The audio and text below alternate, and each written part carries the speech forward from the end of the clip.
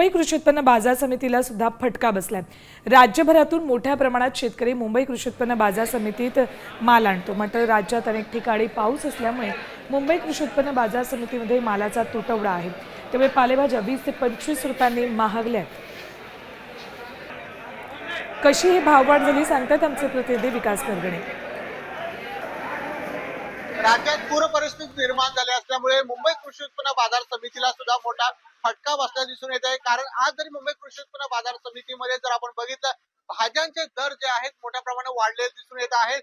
कोबी, flower, tomato, कारली हे सगळे जे आहे भाज्यांचे दर जे आहेत मोठ्या प्रमाणात वाढले दिसून येते। फ्लावर सुद्धा जो आहे 40 ते 50 रुपये किलो प्रमाणे गेले दिसून येते।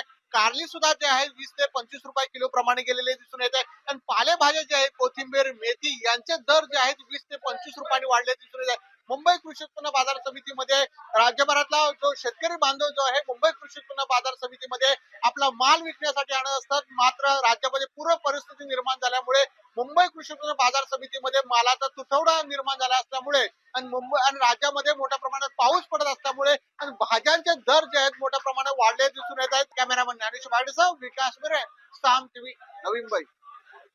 आता isakal.com आहे देशातील नंबर 1 ची मराठी न्यूज वेबसाईट। प्रत्येक अपडेटसाठी isakal.com ला नक्की भेट द्या।